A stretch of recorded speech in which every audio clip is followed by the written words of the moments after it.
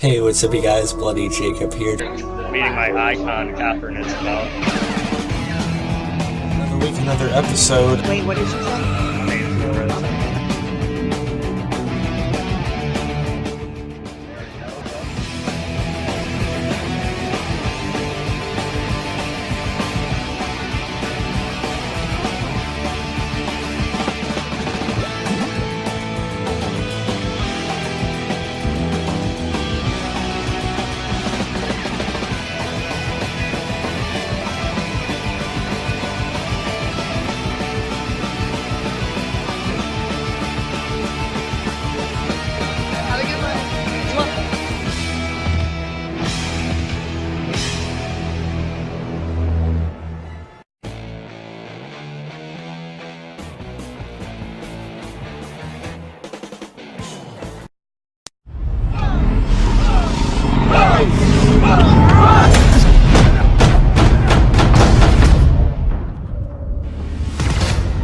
Yeah, and the baby.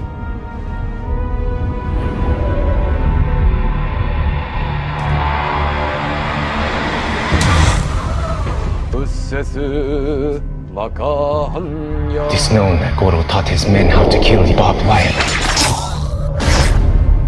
He's somewhere inside the jungles outside Rangoon. I'm going after him. You're going to Burma. It's suicide. It's justice.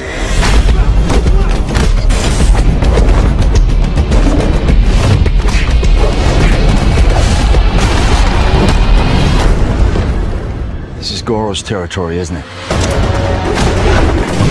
Hit me.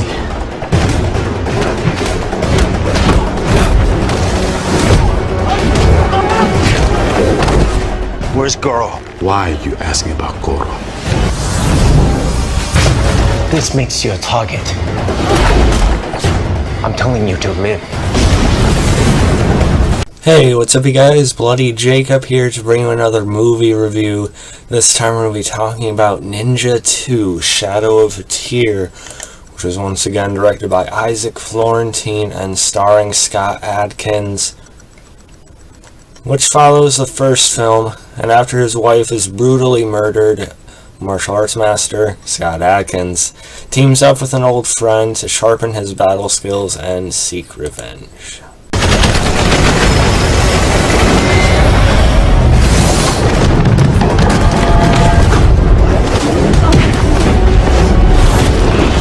A man who seeks revenge should dig 2 graves.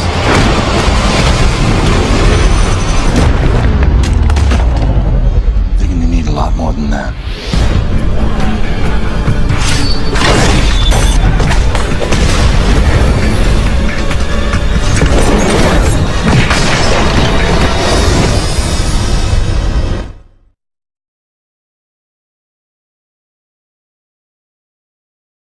I did a video on the first Ninja film some time ago, and I had just watched Ninja 2 a little bit ago, a couple nights ago actually, and I definitely wanted to talk about it because besides horror, I guess horror and TV shows, action has become more of a discussion point on my channel, more of a common genre I talk about. And it really just depends on what mood I'm in. You know, I enjoy variety, and I think that's good for anyone. And Ninja 2, I was pretty happy with, actually. I'm glad I actually gave it a day or two. Because I liked it initially, but now I actually think Ninja 2 Shadow of a Tear may be probably within my top 3 Scott Adkins films, I'd say. Although I still gotta see some obvious ones like Accident Man and Debt Collector. I know what kind of fan am I for not watching those yet. But I'll be getting into them before the end of the year for sure, to see how those could possibly fit into my top films 2018. But yeah, like I said, directed by Isaac Florentine again, and it's good to see them working together like this, from these to the Undisputed films. And I'd really, really like to see them do a Ninja 3, possibly. I don't know if that's ever been on the table or not.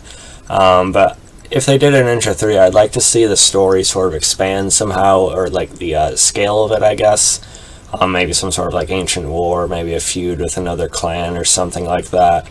I don't know. It doesn't have to be like a fantasy thing, that's not what I mean, but I don't know, I'm just envisioning something. I guess I just want to see more of Adkins as this Casey character. And like I said, the premise of it is, his wife is murdered.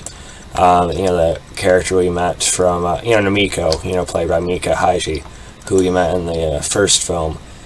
So I felt some attachment to it, because I did like what we did see of their bond in the first. And I did like the first film.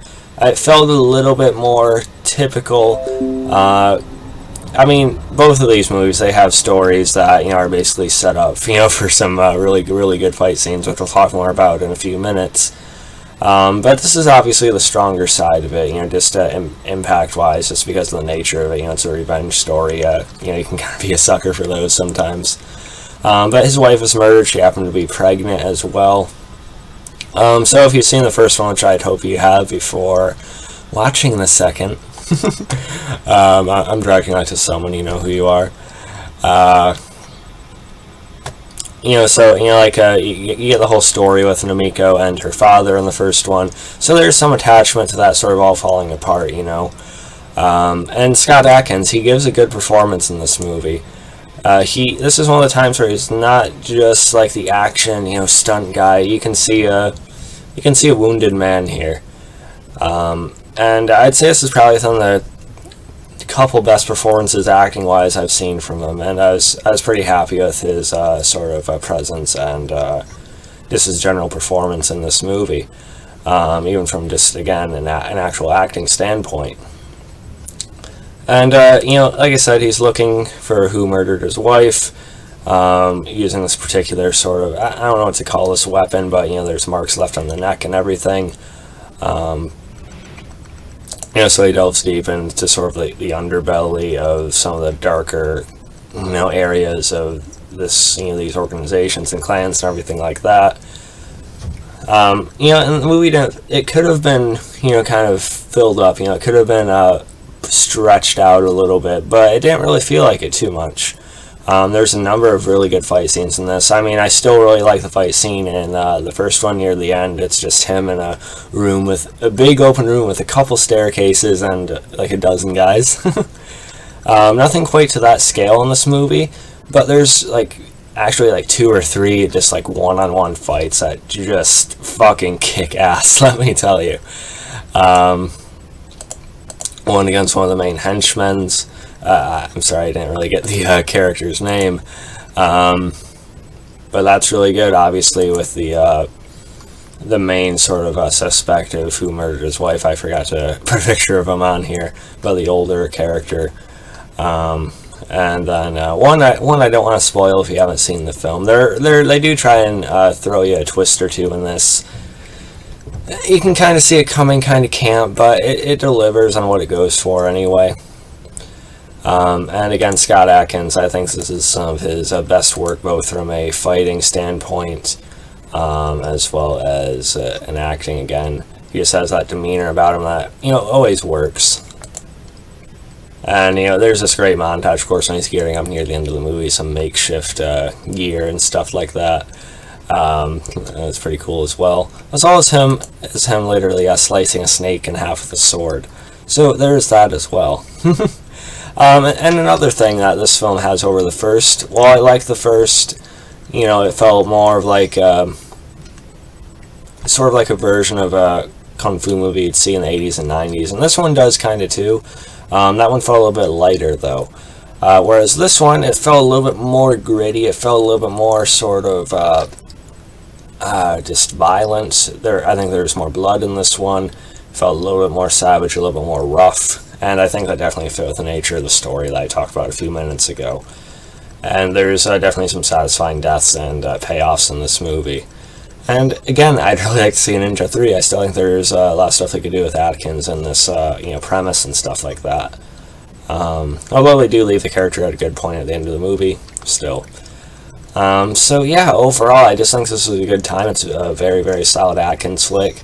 Or a very, very solid action flick in general, and one of my favorite Adkins movies at this point. So yeah, if I had to rate it, I'd give it a solid B, alongside about an 86%. Yeah, that's a new addition to my ratings. I actually have percentages now, I guess, because that's all the rage these days. Yeah, and it helps me sort of just specify, what ticks above something else and stuff like that. So, yeah, let me guys thought about this one. I think it's a very, very solid, fairly entertaining time. So let me know you guys thought about it. Again, I probably already said that, so follow me on Facebook, Twitter, Instagram, like, subscribe, and I'll catch you guys next time. Peace.